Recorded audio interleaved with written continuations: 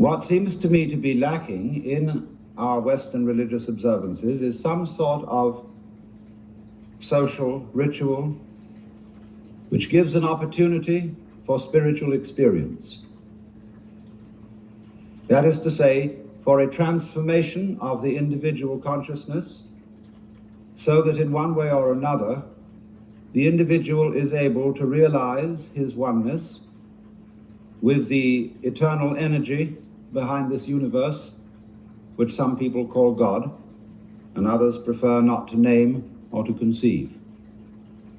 So what I'm proposing instead of the ordinary kind of religious service is, as I said, a contemplative ritual. And the idea is not to have everybody shaken up and whooping around, but to bring about a state of profound peace. So therefore I should say something in a preliminary way about meditation, or contemplation, as I prefer to call it. Meditation is the act of allowing one's thoughts to cease, is stopping the agitation of thinking. Thinking is talking to yourself. Now, if I talk all the time, I don't hear what anyone else has to say. Consequently, if I talk to myself all the time, I don't have anything to think about except thoughts. There is no interval between thoughts during which I can come into touch with reality, that is to say, the world which thoughts represent, as words represent events, or as money represents wealth. And so if I'm never silent in my head, I'm living in a world of total abstraction, divorced from reality altogether. Reality itself is neither mental nor spiritual, nor any concept that we can have of it. Reality is simply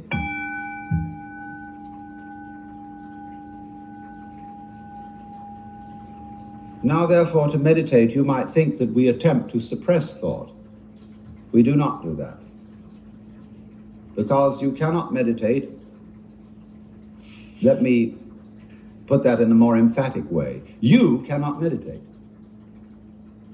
You, your ego image, can only chatter. Because when it stops, it isn't there. When you are not thinking, you have no ego, because your ego is a concept. The thinker behind the thoughts, the feeler behind the feelings, and the thinker behind the thoughts is only a thought, an idea of some reference point to which all our experiences happen. And that, of course, cuts us off from what we experience. It makes a great gap or gulf between the knower and the known. And that creates the spirit of alienation to the world from which we suffer. Conflict, hate, domineering spirit arise from that basic division. So when you come to an end of thought, and you don't know how to meditate, you don't know what to do with your mind, nobody can tell you, then thinking comes to an end naturally. You can begin meditation.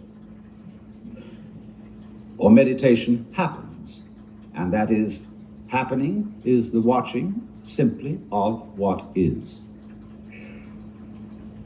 Of all the information to you conveyed by your exterior and interior senses, and of the thoughts that keep chattering on about it all. You don't try to stop those thoughts, you just let them run as if they were birds twittering outside.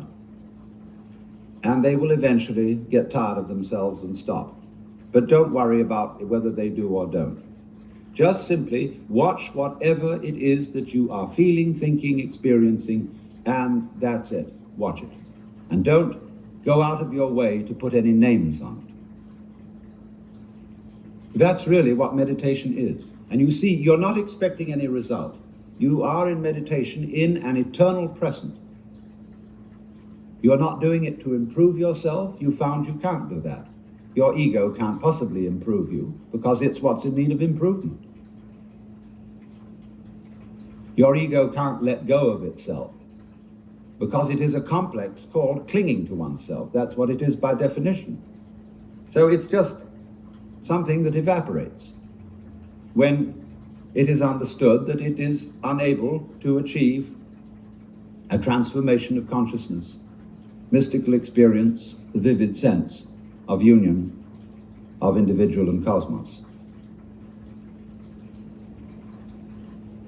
So, one of the easiest ways to enter into the state of meditation is therefore listening to what is, using the sense of sound.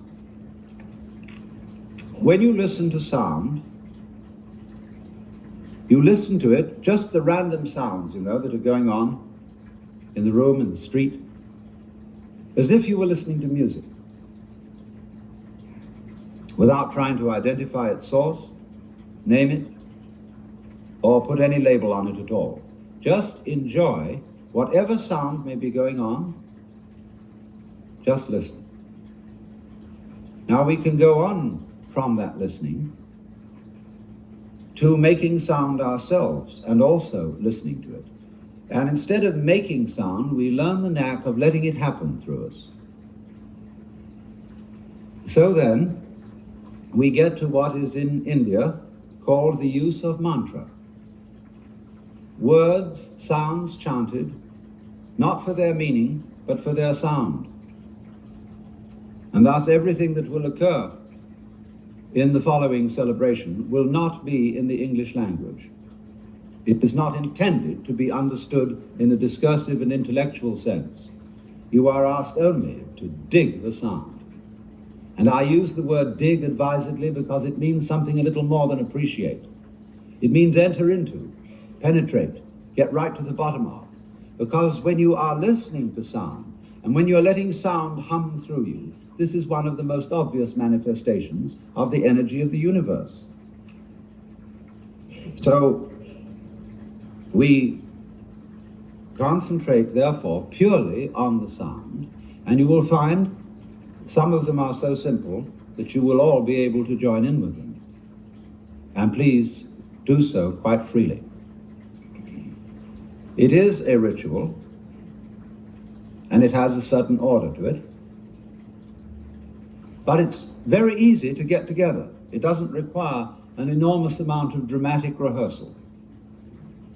And it's something that any group can do anywhere on a do-it-yourself basis, anytime. And I suggest that churches get rid of their pews, where everybody is herded in like cattle to look at the backs of each other's necks, and that they spread their floor with rugs and cushions, and that they have something in which people can approach an ineffable, that means beyond words, spiritual experience, and not be told and forced into a particular pattern of thinking, of mentation. So you see, for that reason, I've only given the slightest suggestion of how one uses these mantra or the silence for meditation. You all have your own way of doing things like that. Do it your own way. All this is a vehicle, a support for contemplation.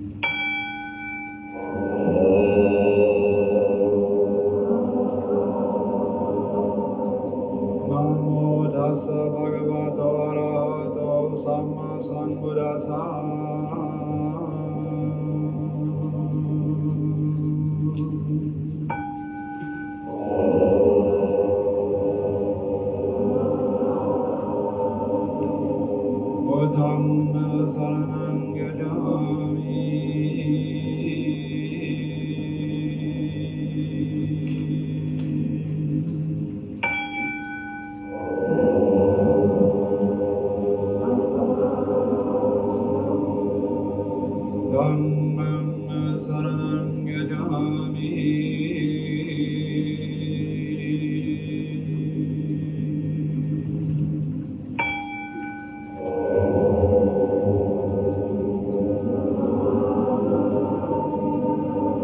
Dhammam saranam gacchami.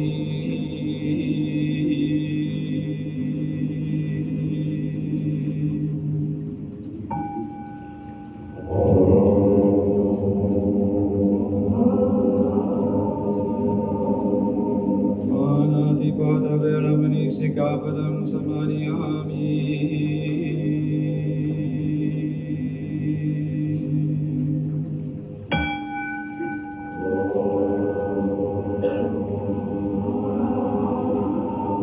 Adinadana veramani sikapadam samadhiyami.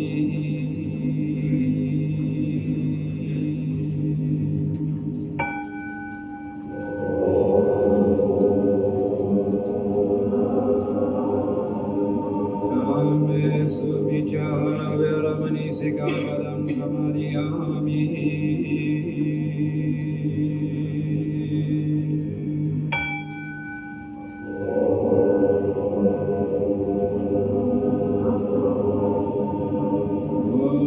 Sabala veramani sikapadam samadhiyami.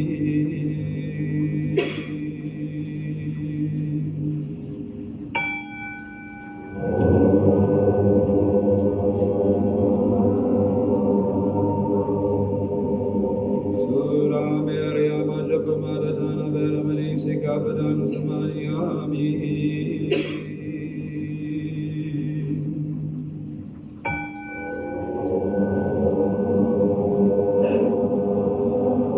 Namo tassa bhagavato arahato sammasambuddhassa.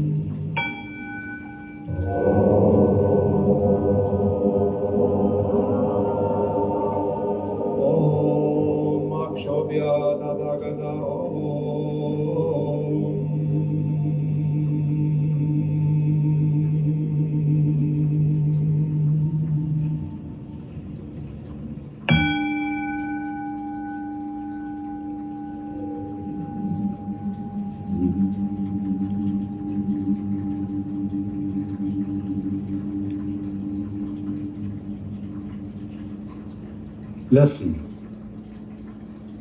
Close your eyes and go entirely into a world of sound.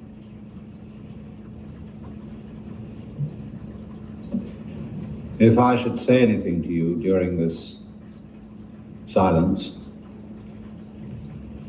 just listen to the sound of my voice and don't worry about the meaning of the words. Your brain will take care of that by itself. The air which is playing with your ears is also playing with your lungs. If you let your lungs breathe as they wish to, without helping them, watch what they do. When they feel like breathing out, they let it go out, but don't assist. When it feels like coming in, let it come in, but don't pull. Are you breathing, or is it breathing you?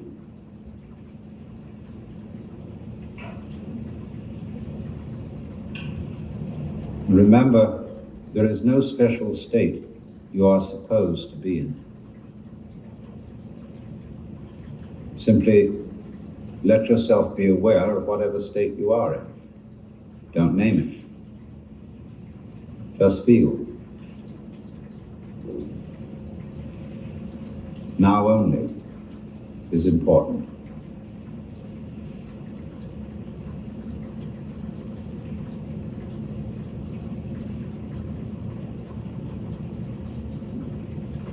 Now would you gently allow a sound to arise in your imagination, in the ear of the mind, a sound that is pleasing to you and which you would feel natural humming.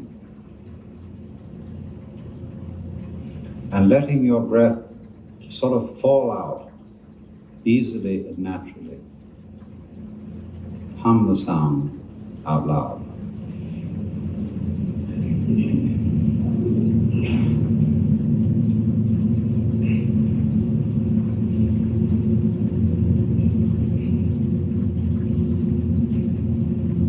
Let it get louder.